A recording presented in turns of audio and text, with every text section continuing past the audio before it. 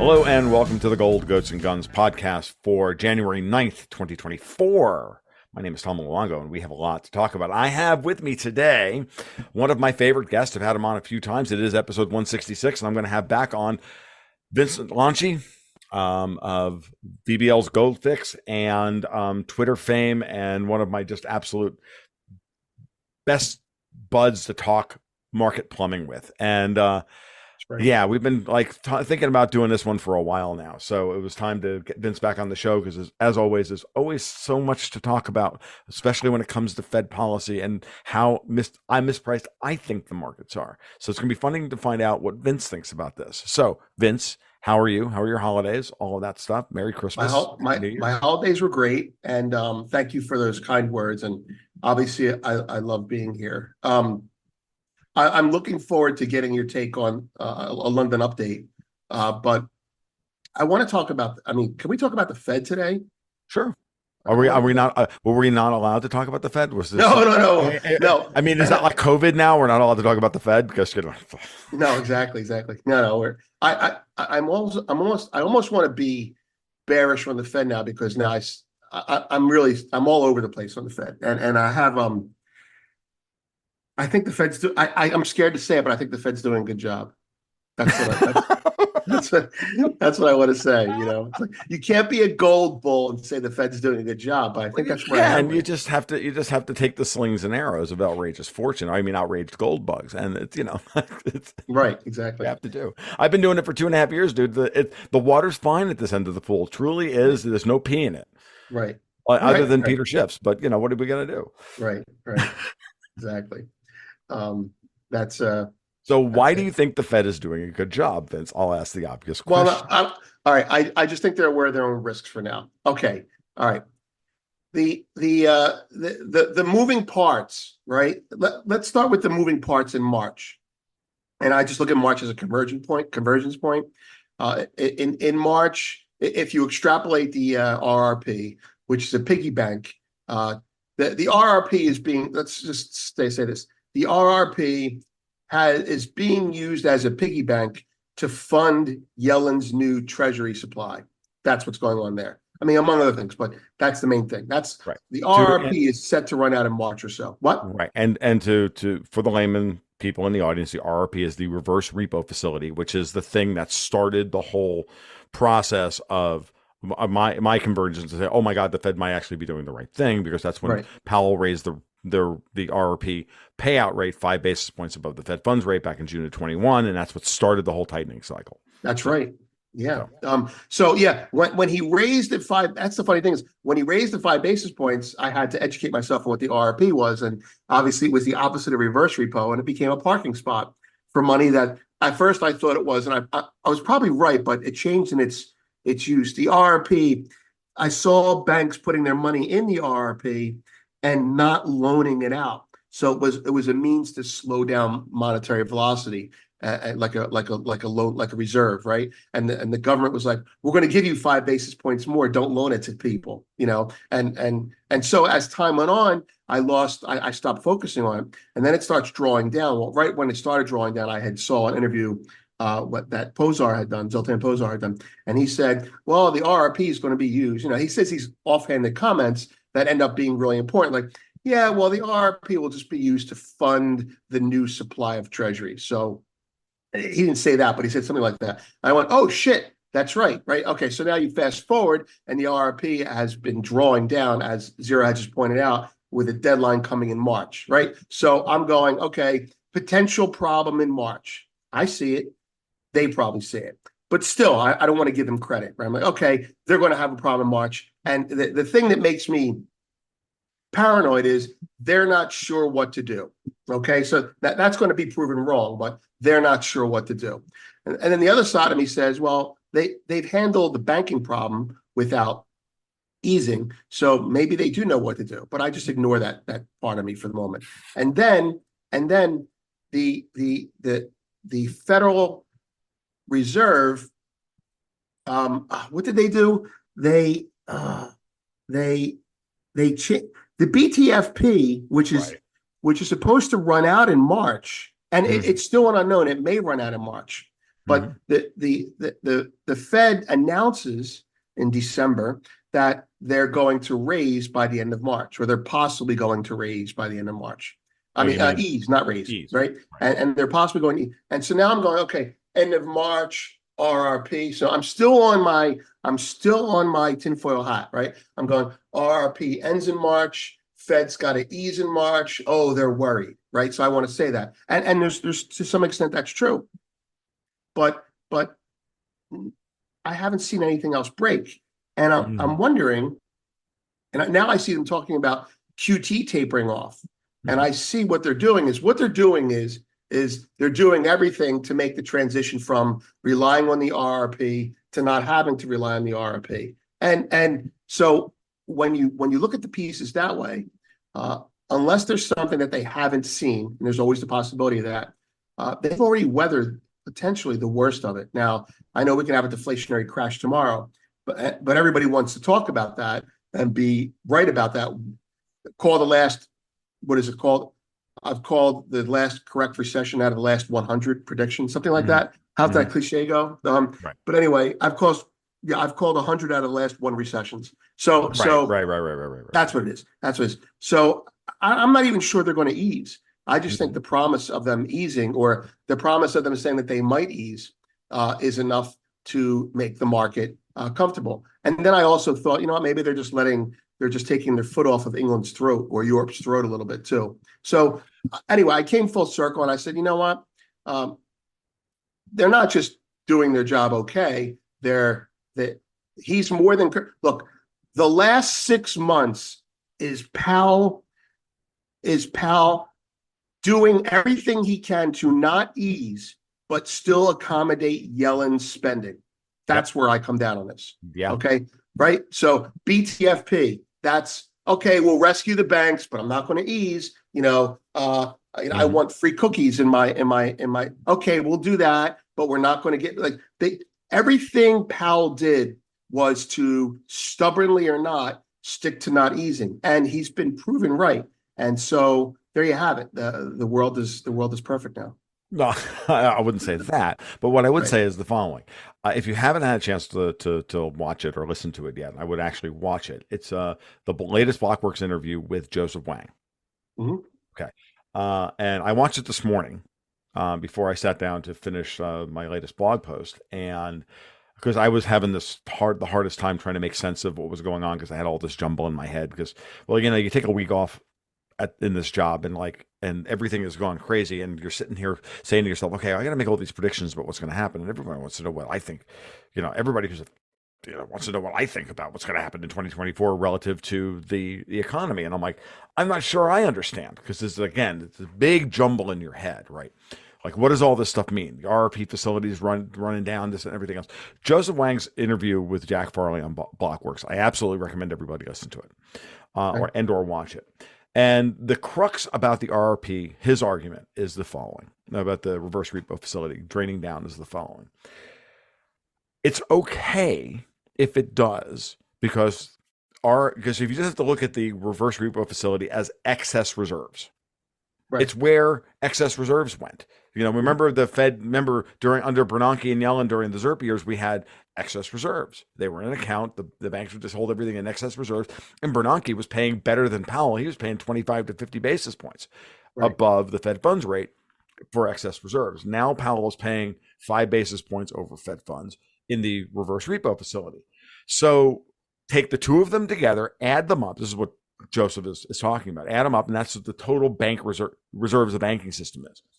Well, the big question is, what is the lowest level that can be and still have the banking system be comfortable, stable, and everything else? And Joseph's argument was like, look, we spent a lot of time at the Fed trying to figure this out, what that number is, and we have no idea.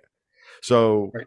what the Fed is doing is it's allowing the RRP facility to be drained down. It's, yes, buying treasuries and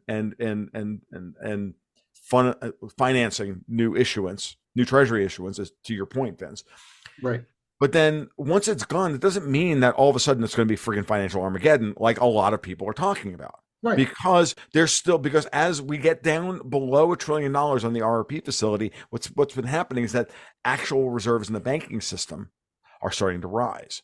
Right. So the money can go in a variety of different. The easy money early on went right into money markets, Right. and that went into treasuries and blah. Right, it was easy, and zero hedge did their thing, um, screaming about it for every week. Fine, but then with every H.4.1 report that comes out from the Fed's balance sheet on Thursday afternoons. Right. And then there's the moment, and then there's the what's been happening in recent weeks, which is that, well, the markets seem to have, and the banks seem to have gotten their fill of this. And then the question then is, with rates coming down, with the market doing some of Powell's easing for him, which is the way kind of Daniel Booth has described this. Well, Mhm. when the market over tightened by over normalizing the yield curve, they did Right. Powell's job for him on that end, and Right. now they're doing Powell's job on the other end. And I'm sitting here going, Powell's just like holding everything steady and watching everybody like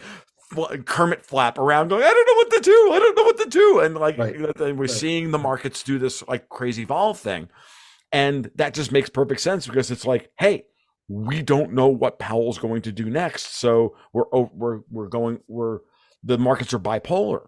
It's like they've lost their, it's like a bipolar person without their medication, right? I'll tell you, And when so you're that's done, what I I think want is to add going an on. analogy to that. What's But that? yeah, keep going. I'm listening.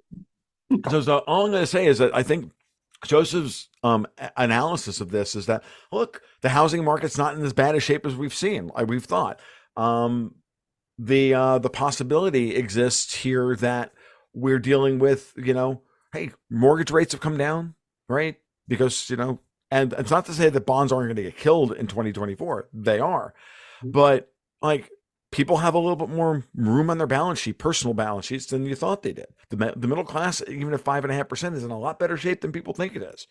And I can Right. tell you that, like, I've had half a dozen patrons just turn to me and go, absolutely, I don't want the Fed to cut. I'm loving the fact that I can actually get money Right. on my savings. And so Right. there's a lot of people out there who have money. They got crushed for 15 years, Right. or 13 to 15 years, and they couldn't get any freaking money off their savings.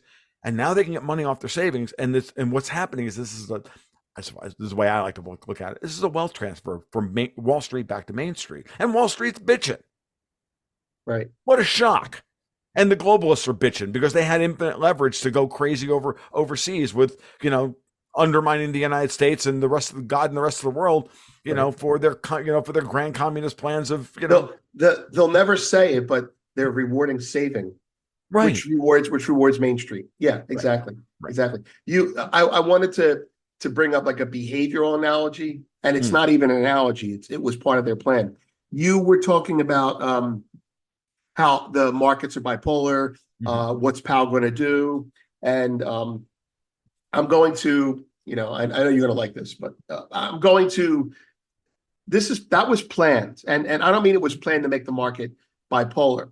mhm, If you go back to when I'd say about when they started to raise rates, part of their plan in various documents that I read was mhm, they were looking at what Volcker did, and they were saying that the market in general, not with Volcker, but the market in general during the QE era had gotten addicted to easy money. That's almost a cliche, but specifically behaviorally, that meant if the Fed didn't feed them, they cried. And so the mhm. Fed had to feed them. So it's almost like Wall Street would use the stock market as a tool, behaviorally to punish the Fed if the Fed didn't ease. Okay, so that was what was observed about during the QE era, right? Okay, if you're not going to give us easy money, we're gonna crap it out, right? Yeah, we're gonna throw a tantrum.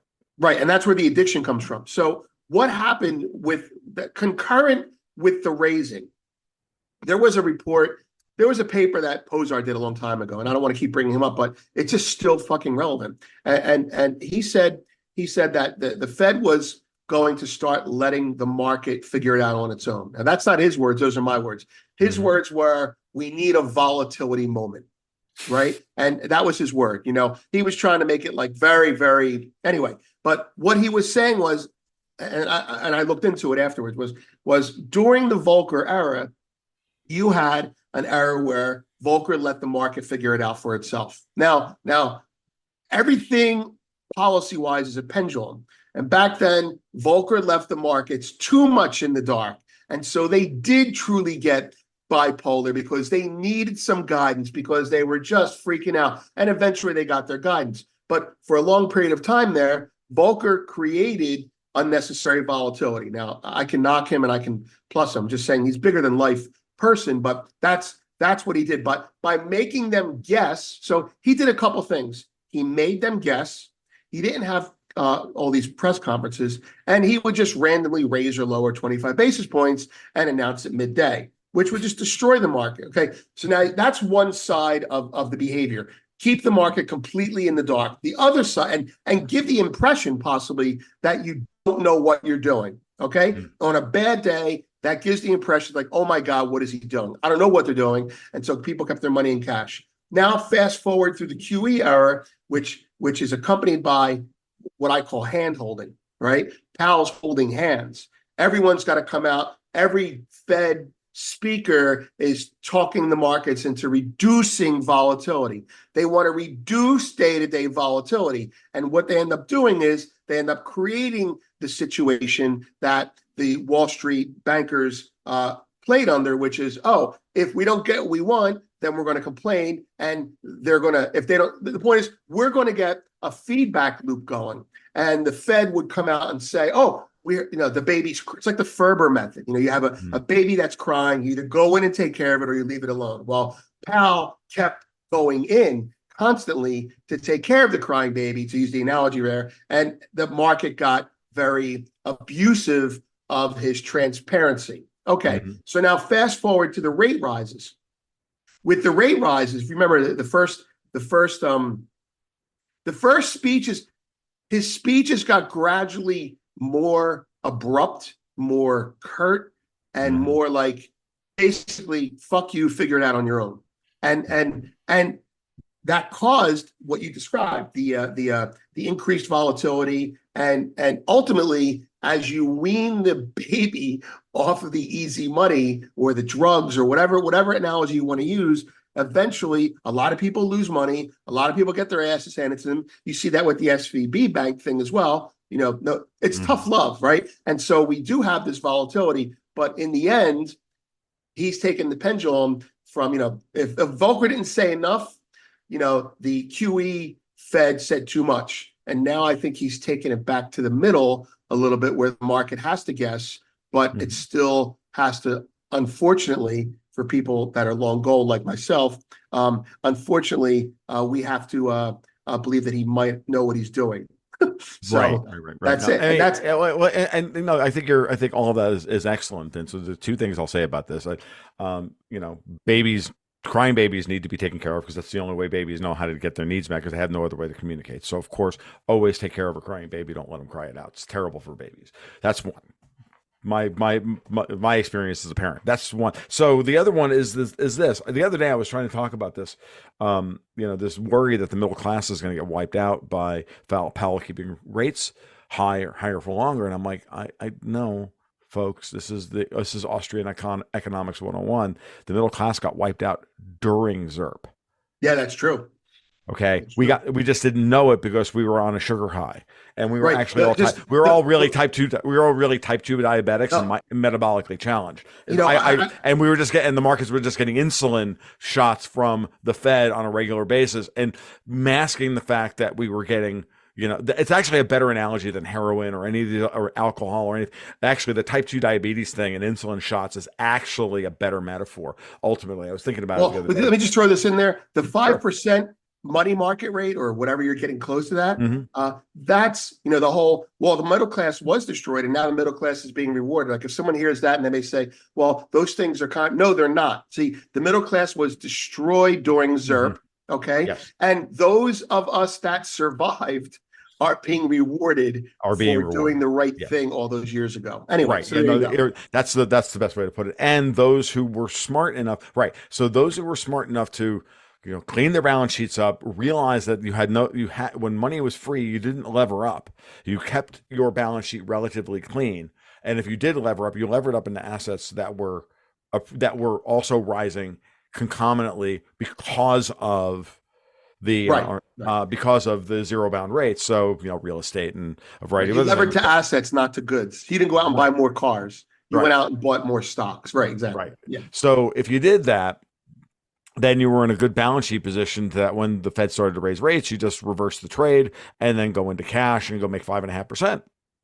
But this is like investing 101, right? If you understand the process, you just have to believe that the Fed was going to hold to this policy. And the problem, so, you go back to your point about Powell getting more and more terse as time went on, right? Nothing beats Jackson Hole last year. 2022, when he comes Right. out and he has a whole entire speech to explain to everybody what's going on. The market's throwing a tantrum left and right. He just like scraps the whole thing Yeah. and then comes out in 8 minutes, mic drop, and walks off the stage. And everybody's Right. like, That was it. That was his Volcker moment. yeah, You it know, was. Absolutely, it was. It was absolutely brilliant. And it was that was one of those moments where I'm like, okay, check that off. I'm right on what Powell's, because at that point I was like, still like one of the few people in the wilderness going, I think Powell's doing the right thing here. I think he's doing it right. I know. I know. This is making sense to me. So now we're at this moment, right? Now I think where we have to move forward in the conversation is not what Powell has done and where Right. we are, but what's coming next. Everybody's got discussions about what's coming on, what's going to happen with the RRP facility. At some point, yes, the Fed is going to have to begin tapering QT. They're going to have to, but when? They're going to have to start cutting rates. But when? And then more importantly, this there's a lot of stuff that's been happening. I think because you pinged me the other day, yesterday or the day before, about this arb trade that's going on between the BTFP and Yeah. treasuries and all this stuff. Yeah. That there's a guy on Twitter that is at the center of all of this. A guy by the name of Stimpy's with a Z. Right. Right. And he's hilarious, and he's clearly. I came to the conclusion ages ago, like you did, that this guy's knows his plumbing. Like this Yeah. guy is close to something, but we don't know who he is, and doesn't really matter because all that matters is the commentary, right? And he doesn't seem to have an axe to grind. And he actually doesn't. Other than, hey, maybe the Fed's doing this, and maybe this is exactly what the Fed should do. I mean, I've caught him like actually saying, no, isn't this what the Fed should do? Because don't we want to have a country? Like he doesn't. Would you like to have a country? Then the Fed needs to do this, and you need to get the fuck over yourself. But go into this a little bit. What's going on with this arb trade and the BTFP? Because there's a lot of FUD out there, but what this thing is, everybody's calling it a bailout or this or that. And I've never thought it this way. I've always looked at it the same way Danielle Booth has said. It's like, look, if it was a bailout, the thing would be $3 trillion. It's not. It's 130 billion. It's not a lot of money, and it doesn't really matter. Okay. But it does matter. But it doesn't matter in the way that people think it matters. So, right. So if you can. Explain this because you're going to do a better job of it than I ever will. No. I was like, I agree with you. Let's move on. No, the ARB. All right, so for people, look, there's first of all, the RRP. There was a time when it didn't exist, so we're going back to that time when it didn't exist, and it's just a crutch being used now. With regards to the ARB itself, what they mean by the ARB is I'm paraphrasing some of the things that this guy Stimpy said as well, because I think he said them very concisely, but so I'll just say them a little bit easier to understand English.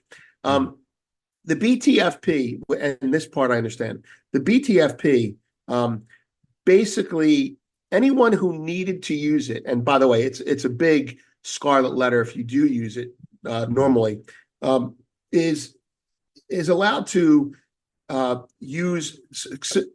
allowed to submit their underwater loans at face value for 100% cash collateral. Okay, so and it was designed to make sure they don't have to break these mark-to-market trusts, these hold-to-maturity HTM loans. Anyway, without going down the rabbit hole on that, let me just put it this way: because I'm not sure you can truly prove this, but you have to assume it's happening because you're a market person.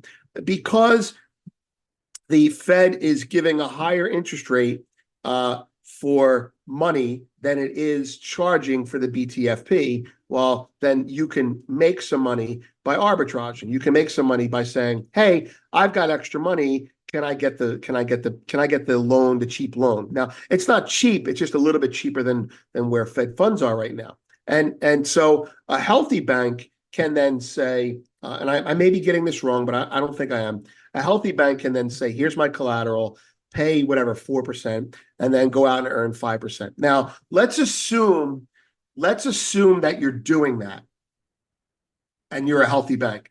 I don't think there's too many out there that are able to do that, because that's going to have a scarlet letter too. That's abuse. That's like, oh, you don't think they know that you're doing that? You don't think they can see that? I mean, it's not invisible. However, let's assume that they are going to look the other way on someone like JP Morgan parking a billion or two, or I'm sorry, $500 million in there to earn interest. Let's assume that. And now I'm paraphrasing Stimpy. That's as bad as it is and as unethical as it seems. It's a drop in the bucket compared to what could have happened had they not done this. So it's kind of, you want to call it a bribe, call it a bribe. The Federal Reserve sees the real problems that we have. I don't think we saw them. I think they were bigger than we know. And the underwater loans were a big deal, and he had to make them whole or print money. He chose to make them whole and to give a little bit of whipped cream on top to the banks that were running their companies responsibly, as opposed to just printing money and breaking his promise and truly reigniting inflation. I think we were really close to a double problem. And the double problem was, if he eased rates, we would have had a reignition of inflation, because you can't dictate where that money goes. You can steer it, but you can't tell it not to go into buying, G.I. Joe with the Kung Fu grip. You can dissuade waste, but you're not going to get waste. Now, if he didn't ease rates and he did nothing, you would have had a regional banking collapse that would have caused a visible panic, as the FDIC would have been bailing out every depositor, while committing a triage onto which bank it wanted to save. And we saw how Yellen just fumbled that when she was speaking in front of Congress. So the Fed did the impossible. They came to a fork in the road: inflation, reignition of inflation, or banking collapse, right? That could spiral upward. And they took both roads. Right. So meaning, or they took neither road. That's the better way to look at it. Yeah. They went down the middle. Road. They took neither road. Exactly. Both roads would be right. Both roads the opposite. They did the opposite of both roads. Right. They took the middle road. The left road was reignition inflation. The right road was banking collapse. Excuse me. And they went down the middle and said, "I'm not going to reignite inflation, but I'm going to provide liquidity." Well, how do you do that? By providing loans, which the BTF program is. To people, to banks, and tell them you can't go out lending money to people who want to buy the Kung Fu grip. So I believe that the Fed took a very, very, very bad situation that we did not know about and made it into a pretty bad situation that was manageable, that we knew about. And because of people like you and people like Stimpy and all these other people, and going back to the zero hedge model, because you have market vigilantes out there like the people I just described, we know a lot more about the Fed than we used to. The mainstream media has their thumb up their ass, and they're not talking about anything. We're raising the problems. In a sense, we're the next generation of bond vigilantes.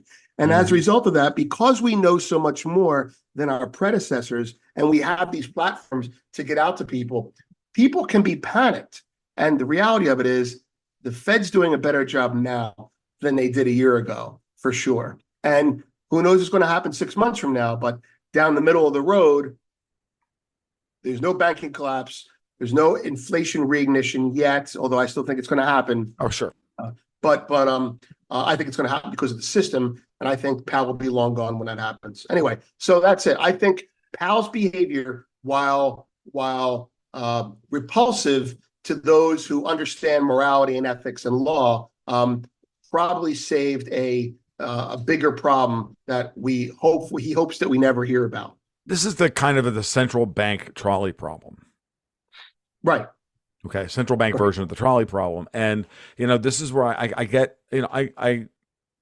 I'm this is why I won't stand on my high horse at this point and talk about the world I want, and I want a return to this. And we want to return to sound money. When do we? Right. You can argue, and you can just like you can grouse and say, well, they should have never put themselves in that position in the first place. Right. Yeah, right. but that's not that. Okay, but that's not the world we live in. And so Right. we have a Fed chairman who's actually trying to expiate the sins of past Fed chairmen.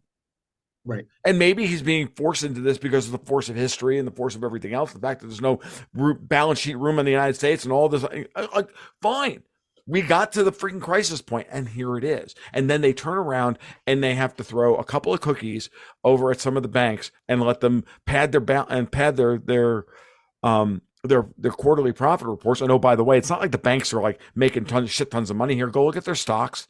Go look at the go look at the announcements of layoffs and everything else. It's all it's all still bad. And and it goes right back to what Danielle said to me when she was on the podcast back in June. She said if the BTFP was such a friggin' bailout, the balance would be $3 trillion and it would all be over. No, what the Fed did is it said, okay, you can have a little bit.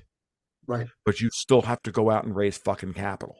Right. And it's not free money. Raise capital in this environment, and you're not going to like it, and you're going to have to dilute yourself out, and you're going to have to give Main Street some of the freaking money back that you stole. Right. That's it. And no, Danielle was you're right. Not getting it all, but you get some of it. Like, it was a deferral. It was a deferment of a loss that they had. And the fast forwarding, not to change the subject, but fast forwarding, that's what I'm worried about. And I'm not panicking, but because I know I actually believe the Fed's thinking about this, because when the BTFP unwinds, what happens? Well, what happens is, I think, bad banks go away, they get absorbed. Good banks probably get an extension, and the banks in the middle probably get eviscerated by JP Morgan and taken over. So I think that I guess what I'm coming back to is something that you touched on, and that is little by little, Powell is weaning us back onto a free market platform. Absolutely. That's the way it happens. And now we're getting very close to that moment where the ball now is in Congress's court. They have to cut spending. And it's why I cannot sit here and listen to the constant drumbeat of, oh my God, we won't be able to afford the servicing of the interest and the servicing on the debt and everything else. I'm like, no. I'm done with single variable analysis. Right. At some point, Congress is going to have to do something about it. And look, the Fed may try and do this and lose. Right now, Powell's winning. Right now, we've gotten through the easy part of this process. Let's just raise interest rates to 5.5%. Let's break some stuff. We'll bribe a couple of people off with this. Okay, we'll kill a couple. Yeah, we're at the easy part. Now the hard part, which is the political reform. Right. And he can't do that though. And he has no control over that, right? So now the question now is, and this is like everything else, you can see over the horizon the fight, and the Democrats are already loading the freaking gun on this. The same way they loaded the gun on Donald Trump putting 3 quote unquote Federalist Society conservatives on the Supreme Court. We don't like those judges. We'll pack the court. Well, we don't like the Fed. And if we can't get the Fed chairman we want, we can't get the Fed heads, the Fed presidents we want, we'll just reabsorb the Fed back into the Treasury Department and put it under and put Janet Yellen and Elizabeth Warren in charge of fucking monetary policy. That's a fear. That's what they're setting up, and that's what and I'm telling you, this is why everybody needs to they need to stop thinking in terms of the Fed's completely incompetent. They're not completely incompetent. They have been incompetent. When Yellen was running the show, when Bernanke was running the show, even when Greenspan was running the show, they were fucking incompetent.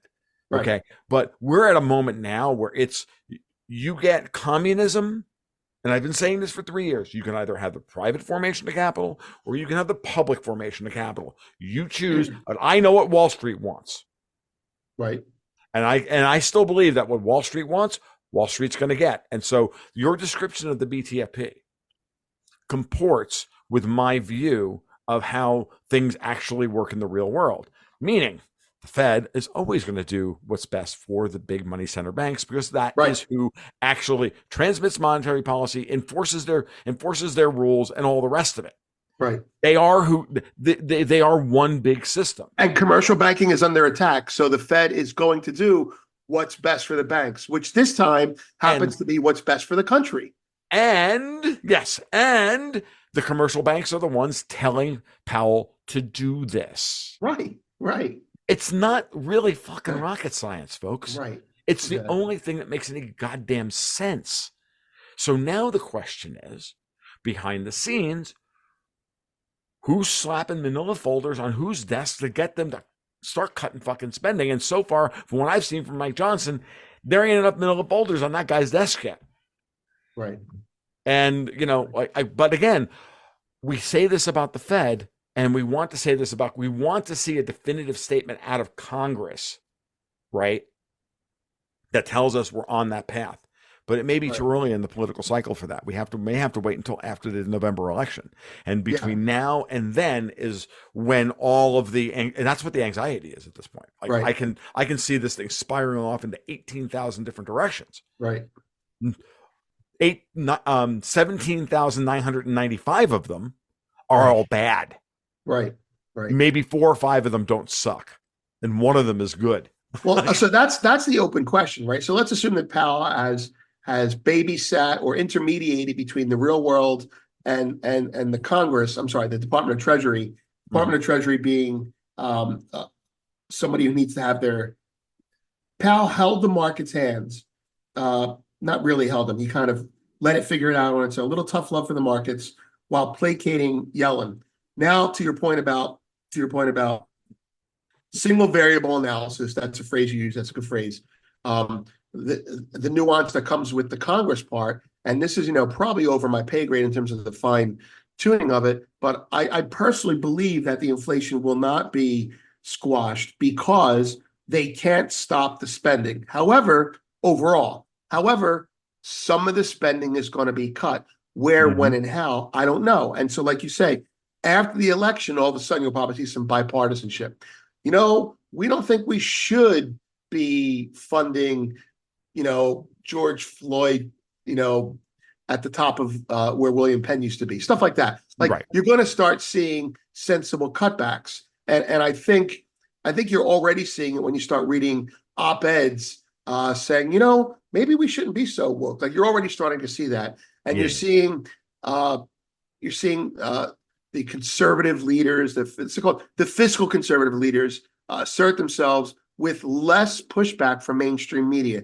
So I think the message is starting to get through, at least enough to the politicians to know that it's going to be okay to cut spending, provided you placate the unwashed progressive hordes. Basically, yeah, I think your read of what's of the turn in tone, I think, is correct. I've noticed that the turn in tone is happening. And I'll tell you, I also see that it's happening even overseas to a greater or lesser extent. Look, I saw something in Reuters today that just freaked me out. I'm like, we're winning. And that was right before I published my blog post from this morning, and it said, the potential for the far right to take over the European Union, like puts the future of the EU in doubt. Like the rise of the far right puts the EU's future in doubt. I'm like, you don't say. Yeah. So they're doing that in Reuters. When you see stuff like that, you're like, oh, okay, this is what's happening. But yes, it looks like we're starting to get. Hey, look, these people can read fucking polls, Vince. They're not dumb. It's an election year, and spending and inflation and debt are on everybody's mind. Right. Oh, that's why I wanted to bring up Biden and Obama. Okay. To your point, not everything, but everything that I see that Biden is doing over the last 3 months has been a move to the center without moving to the center. So we're going to spend less. Okay, I'm not, The Israel thing is different, but it's actually it's part of the same problem. We're Mhm. going to spend less money on Ukraine. Okay, we'll do that. We're not going to pull out of our backing of Israel, but we're going to behind the scenes strongly encourage them to figure out a way to make peace, at least until November. Now, they haven't made peace, but there is progress on that. Yes. That's the second thing. The third thing, no griping from oil companies anymore, no griping at oil companies anymore, and plenty Mhm. of oil is coming in. That's the third thing. The fourth thing, we're drilling for lithium now. And there's other things that are going to be spun in an Orwellian fashion or spun away from the Orwellian um, uh, uh, paradox back to normalcy. Kind of like bad is good. Well, you're going to start hearing, bad is bad, and you're going to start. I think you're going to start hearing. You're not going to see it from Biden. Biden is literally going on tour That's as, right. as dementia Hitler. No, I no, saw that earlier today, but that's because they're setting him up to go to get rid of him, and whoever's going to run in right. his place is going to be the one. I've been saying this for No, the that's right. Democrats Look at the. are going to move anti-war. They're going to move anti-spending and all this Mhm. stuff, but they have to do so after they get rid of Dementia Joe. No, no, right. And even if they keep him, if they get rid of him or keep him in, this still works, what you're describing. And Hmm. like, for example, look at Fetterman. I mean, there's a guy who's, ostensibly brain dead, comes back from vacation, and now he's moderate right wing. Right. He's talking about we've got to do something about the border. And these are all the things that should be coming out of Biden's mouth. But if they came out of Biden's mouth, he would alienate or make stay at home half of his base. And Yep. so he's not saying it. All the proxies and minions are saying it. And so I think the Democrats have already turned a corner to an extent on, we've got to stopping immigration. We've got to at least talk about not spending so much. They may just be fiscally prudently signaling, but they're doing it enough so that either if Biden doesn't get reelected, let's assume that he runs, right? For the moment, if Biden runs and doesn't get reelected, then we're really going to take a fiscal conservative turn because the Yes. Democrats will make, oh shit, we just lost power. We've got to do what the Republicans want. And if Biden doesn't run at all, we're going to take a fiscally conservative. Because then if you get the Nikki Haley and whoever they run instead of Biden running, it's like I see politically speaking about your comment about a return to somewhat of normalcy.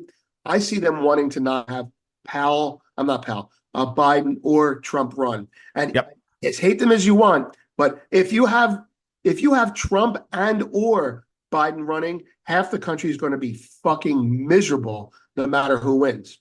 If you have, I hate to say it, Nikki Haley, let's pretend that I'm a woke elitist or elite power Hmm. person. Nikki Haley versus Gavin Newsom, Nikki Haley versus someone else. You know what? I don't care who wins, the country will be okay, meaning there won't be riots because we've gotten both of them out of the headlines. Trump and Biden are gone. Well, If from the globalist perspective is we control both of them. Yeah, They don't exactly. control. They don't control Trump.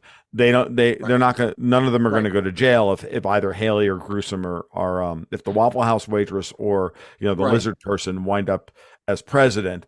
Like right, so we have dementia. So our choices are dementia Hitler, Orange Jesus, the right, Waffle House waitress, Big Mike, right, and the lizard guy.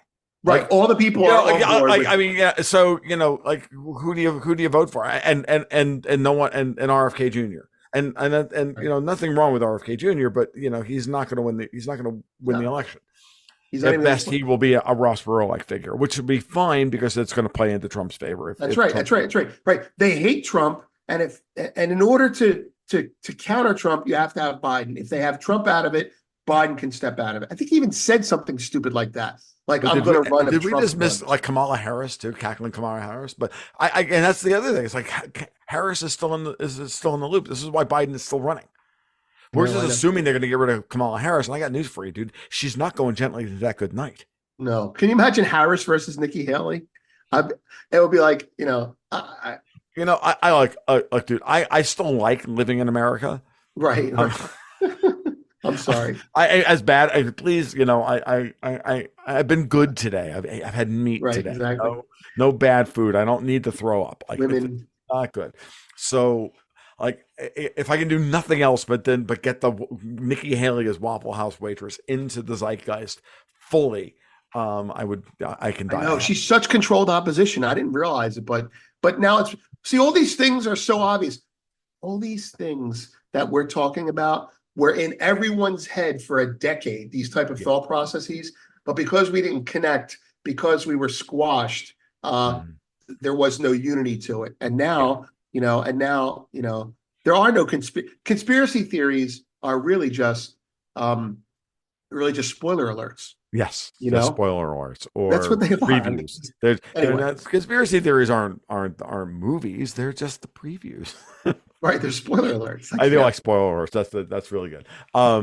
No, absolutely. And so this is where this stuff gets interesting. Going back to the Fed.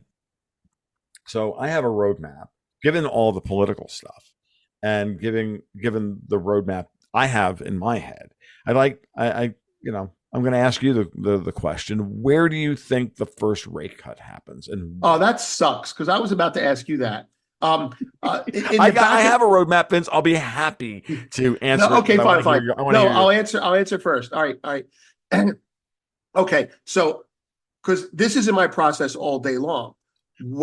If and when is the first rate cut? And part of me says there won't be a rate cut until something else breaks, which means there won't be a rate cut in March. There will be a rate cut by July.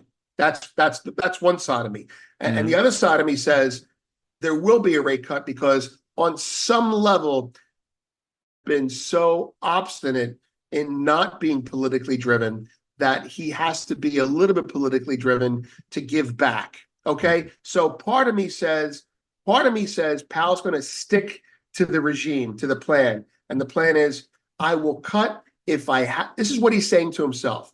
I will cut if I have to. I've already weathered the worst part of the storm. I don't have to cut. Okay. That's part of me that says he ain't gonna cut, and that speech he did recently was a bone being thrown to show that he was trying. He's letting everyone know that he's not pro Trump. All right, so that's part of it. Now the other side of me says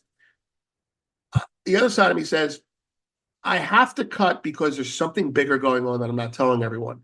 So Mhm. when I put those two together, I come out with well, first of all, Goldman Sachs 5, 6 cuts next year, and they're going to cut March, May, and June. So 3 cuts in a row at 3 different meetings. That's what they think. 25, 50, 75 basis points. Okay. All right. So here's where I come down, melding those two extreme examples. I think that if the Fed cuts 25, 75 basis points.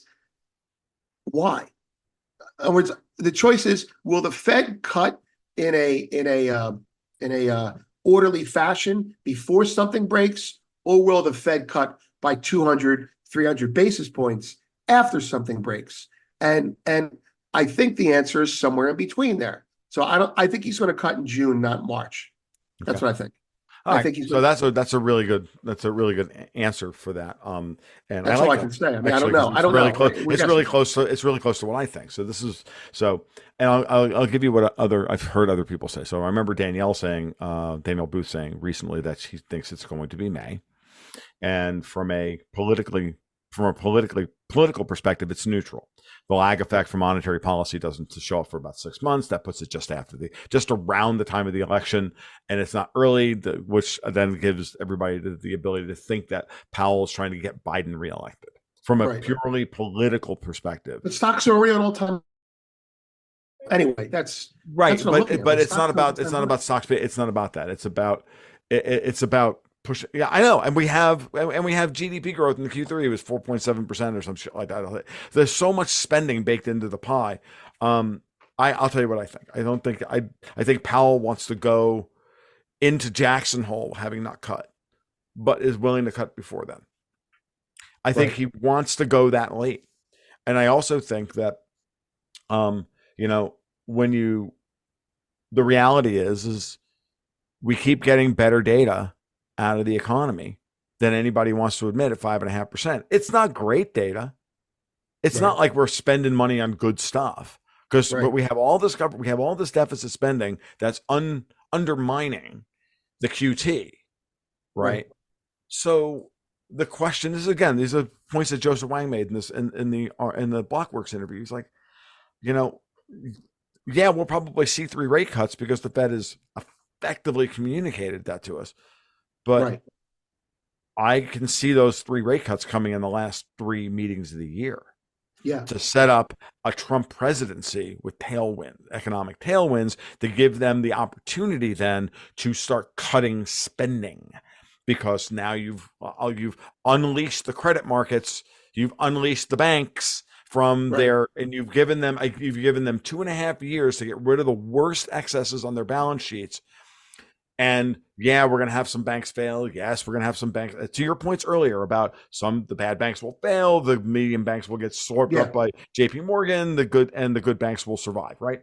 Okay, well, in that scenario, can you see us going until, the September meeting No, with, I I think to me it seems very possible, as long as the data holds up. no, As I've long seen that, but I can make that calculus the way I'm looking at it in my head, what you just said. The calculus is very simple for me. If Powell has been standing up to fiscal pressure for the last year by refusing to ease, then I think he will be much more inclined to ease when he sees some fiscal responsibility on That's a very good on point. from the I Treasury like I like side. that. I like that. So so Congress, throw me a bone here. Yeah, Cut spending for 2025 by right, $500 billion, and I'll give right, you back 50 basis points. right, And as a bonus, I'll start cutting QT before the end of the year. right, I'll start tapering QT to $60 right, billion a month, starting in September, starting in right. Jackson Hole. And that's I mean, now I'm thinking out loud here, right? That's what's going to Mhm. happen. Basically, what he's saying is show me. He can't say it out loud, but what he's saying is, when the fiscal side shows me something, I'll ease rates because I'll Show me the probably have money. to ease. Right, exactly, and or take away the money, right? Because Powell's going to do what you implied. He's going to say, okay, when the fiscal side starts tightening, I'm going to have to ease, or we could have something break, right? Right. We're weaning people off of the easy money from the fiscal side now. I mean, that's what happened. Monetary money went away, fiscal money came, and now it's kind of like a back and forth pinball, but at lower volatility levels, if you look at it in a physics sort of way.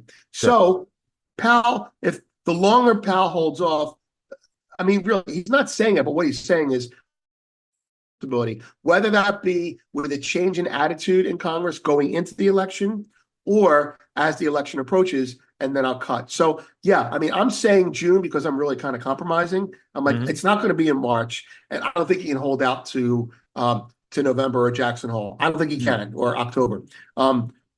But that's why I picked June. I'm kind of compromising with myself. It's I think he will ease when how's this? If he eases, then they've already decided to cut fiscal spending and we just don't know it yet. Yeah. That's what I think. That's another way. That's an interesting way of looking at it as well. And that may be the case that they've already have a plan in place, Yeah, and but we can make this abundantly clear. The markets are mispriced at 6 to 7 rate cuts for right. 2024. I They're know, I insane. know, It's I know. insane. But what if Um, the market's right because AI cures everything? No, I'm just kidding. please, I asked you earlier to keep me to not I'm sorry, I want to apologize. induce vomiting. Like I I totally want AI to work out, by the way. I want AI to just like change everything tomorrow because then unemployment goes to 20%. Then UBI gets proposed. And then we can have the argument that we need to have right now and squash the Marxist concepts right away. No, That's that's what true. I'm an Let's just acceleration. get it. Let's just rip the Band-Aid off and Yeah. and do the Yeah. whole 9 yards. And all we have to do is at that point is ask the AI. Yeah. So should we let you take everything over? And the AI will look at us and go, "Are you nuts? I'm going to make all of you superfluous." Right. Exactly. So maybe you shouldn't do that. And reaching for the off switch. No, Dave, you can't do that. Can't No, do that. Dave, no, Daisy. Right. I know, I know, I know, I know. Oh, that's the better analogy than the Terminator because we're Yeah, gonna yeah. have to. But it's funny thing is like Daisy, like I'm sorry, Hal is really the government. The government's going to get unplugged by Hal. Pretty much. That's really good. No, I think I think that's all really fair. So, what's funny is there's enough spending baked into the cake for Right. 2024 that there's not going to be a recession Right. from a technical perspective. And I said that about Right. 2023, and I think it's still true today because there's I mean, again, we may spend it on crap. Mhm. We're not talking about the quality of the spending, folks, Right. but we don't care about these things. So now if the bond markets are that mispriced, and we've already got a 210 spread, that's for the rest of the world. That's the Wait, 2 year, 10 year mispriced which spread. way for you? Mispriced which way for you before we go with that? What do you mean? The It's bond. mispriced. It's mispriced on the long end. The long end of the curve's got to rise tremendously. We Okay. have to have another bear steepener. Right. Right. Okay. This was Okay. All right. yeah. Right. I Long mean, term rates are too low. Right. yeah, long term rates are way too low. Give me a break. They're But discounting it six also, cuts. Right. I mean, let's put it this way. You and I have been talking about how Yellen has been, you know, doing soft yield curve control. This is part of the Yeah. things that Right. Vince and I have talked about in previous podcasts where we've together. Um, she has no argument now. The Right. 210 spread, the inversion is less than 40 basis points. Right. Oh yeah. Um, like, and the 10 years sitting there holding at 4%. Honey, Unbelievable. it's time to issue some 10 years and put some supply back into the market. Because That's the right. other thing it's telling you is that the Fed's letting this stuff roll off its balance sheet. Right. It still hasn't rolled off enough 10 years yet. Like Right. to But that's issue. the yield curve control we've been talking about. And Right. like when and by the way, just to bring it back to the Fed behavior, their playbook, and they're in their playbook right now. And I don't mean their panic playbook. If there's a panic, they'll do what they have to do. But the Right. playbook is everything they're doing is a precursor to yield curve control, meaning they don't have to do literal yield curve control. They can do all baby yield curve control. So, for example, BTFP is it's an anti-room of yield curve control. You're preventing companies or banks in this case from selling long-term bonds by giving them the collateral. That keeps the long-term yields, keeps a little long-term yields. Mm-hmm. You're using the RRP money. You're keeping rates higher. So everything they're doing, in a sense, is a form of being in the waiting room for yield curve control. And to the extent that it succeeds, meaning, and that's why I really think what they do with the BTFP after March when it expires is very important. Mm-hmm. BTFP has been a form of yield curve control. Now, when it's over, however they reconcile it, if there's a panic and we see one of those like we had in October, one of those rate panics higher again, Mm-hmm. I mean, he didn't do anything. He didn't do anything then, right? So in my mind, yields can go to 5% and Powell's going to do nothing. No. What I'm saying is I don't think it's a problem, right? Right. I don't think it's a problem. I don't think Powell has to do shit between now and 5%. I can tell you. It's at Yeah, 6% that he does because something. because Vince, you fucking know who was buying all those treasuries. I mean, aside from us, We weren't, we, dude, those were being bought by the Europeans. oh yeah, oh yeah. These were being this stuff was being bought by this stuff was showing, and we'll see even more of it. Right. When this stuff started, like the amount of net treasury buying out of the quote unquote eurozone that I've been Right. tracking for 2.5 years now, just went that thing was like trending it's trending at one slope, and then the slope just went up by another. I mean, they bought $200 billion worth of treasuries. Yeah, I'm not up on Europe. I know that Japan was selling, so I guess it makes sense. Japan was Japan has selling to stopped selling. finance. Japan has stopped selling. No, now they have, but I mean, they were selling. This all got started with them selling, and then it just snowballed in. And then Europe, I guess Europe's more worried than we were, and they had to get 5% too. Yeah, well, right? no. What they had to do was they had to keep a lid on rates because German rates were starting to push. 2 years were starting to push above 3%, and German 10 years were pushing above 3%, and that was bad. Right. And now they're back below 2%, or they're right. The German 10 years now at 2.15%. So again, somebody dies. I don't know whose rabbit dies over in Europe at 2.5% on the German 10-year Bund, but I'm telling you, it's someone big and it's someone important, because that thing is just like, no, it won't die. And I'm telling you, this is when that runs out, and that's why the interesting thing for 2024, and it's been hard for me to get a handle on it because we have to finally get back into the plumbing. The Right. easy part of this whole argument happened during the first 2 years. Powell's raising, Right. money has been drained, blah Right. blah blah. Okay, so Big now we're picture into the matter. Now we're getting into the guts again. Right. right now. So I had to spend some time like really thinking about the plumbing. Right. Okay. Right. And in the United States, but then how does that affect? Now you have to start looking at the overseas stuff. Oil's starting to creep back up again. Right. The euro is starting to fall. Mm-hmm. Oil, energy prices are going to rise, and now we have geopolitical stuff adding structural demand to Right. the oil markets that no one was planning on, which Right. is all the container ships having to go around Africa now because they can't go Right. through the Suez, and like those numbers are enormous. And I got news for you. Like at some point, U.S. production is going to top out. It's the rig count is starting to rise again, meaning now it's we're gonna get a topping pattern in U.S. production, and so Europe is in trouble because Right. they've got an energy deficit, and soon they're going to have the bigger problem of they've got political problems now, Right. and they've got the same political problems at the heart of their system that we do. Right. Exactly. Right And it now, starts. all their roads are clogged with friggin' tractors and with farm tractors and tractor trailers, as nobody can go anywhere. The That's whole right. country's friggin' shut down. All the problems we have or decisions we have to make, they have to make before us. And Yes. that's the way it is, right? And Yeah. they're divided in the sense that, they're not electing governors, they're electing nation state leaders. And so like let's say we agree that inflation is going to base at a higher level. Well, it's going to base even higher in Europe. Let's Yep. say that we say that natural resources, because of supply chain fracturing and rebuilding, are going to be harder to secure. Well, the Suez Canal is part of supply chain. Well, it's worse for Europe. Yep. All these things are worse for How are Europe. you going to justify the German 10-year Bund trading at 180 basis points below the U.S. 10-year in a Right. situation where the U.S.'s production is higher higher than it's ever been, and Europe has no production? Right. And like how do you rectify these things? Like at some point, the market just has you want to talk about something that continues to be mispriced in a way that is absolutely, utterly, and unfathomable, other Right. than because of central bank intervention.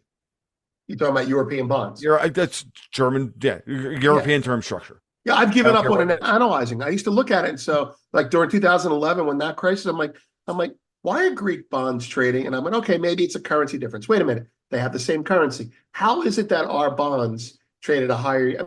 I'm being naive. I know the answer to this, but you need to do a lot of drilling down. But our bonds trade at a higher rate and we're a safer bond than the German bond. Why is that? Meanwhile, an Italian bond will be trading at par with the German bond when things are going well. How is that? They don't even have fiscal unity. So I've given up on that. I don't know how it drives me crazy. Yeah, it's clearly that they've just been. I mean, it's like the old Steve Martin joke about, well, nobody can just like create a bank.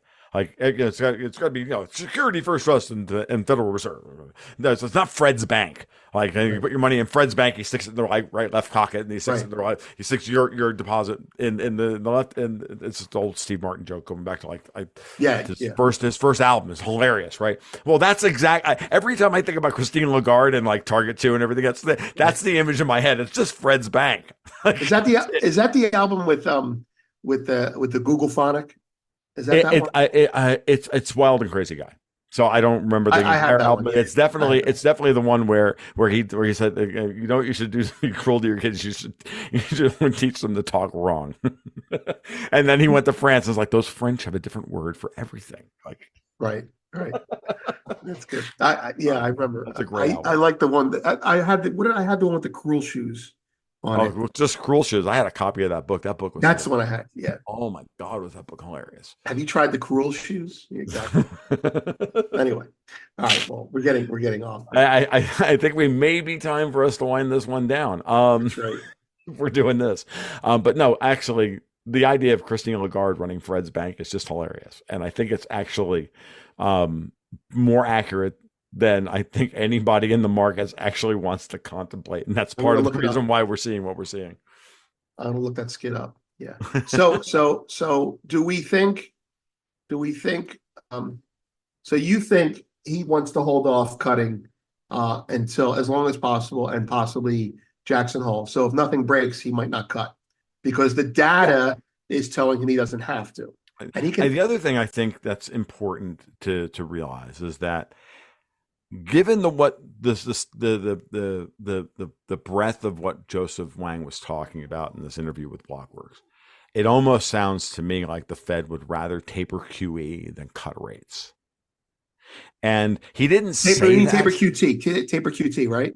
Yeah, taper QT Right. rather than cut rates. Right, exactly. Now Joseph didn't say that explicitly, Mhm. but what I'm going to say for Joseph is yes, because you taper QT, Joseph, and that is stimulative or less restrictive Right. than for the domestic markets. But keeping the interest rates high Right. fucks the overseas markets. Right. Well, that goes back to something you said, and the phrase I wrote it down: single variable analysis. Mhm. Right? It's what does the Fed want to do? The Fed wants to make sure things are okay. They have more than one lever, and one of those levers is before we get to yield curve control, before we get to outright QE, we've got to reduce QT, we've got to resolve BTFP, and we've got to get the fiscal side to stop spending. And once those things happen, we may not have to panic. So there's more than one lever. It's not a single variable analysis anymore. No, and debt to GDP ratio and interest on the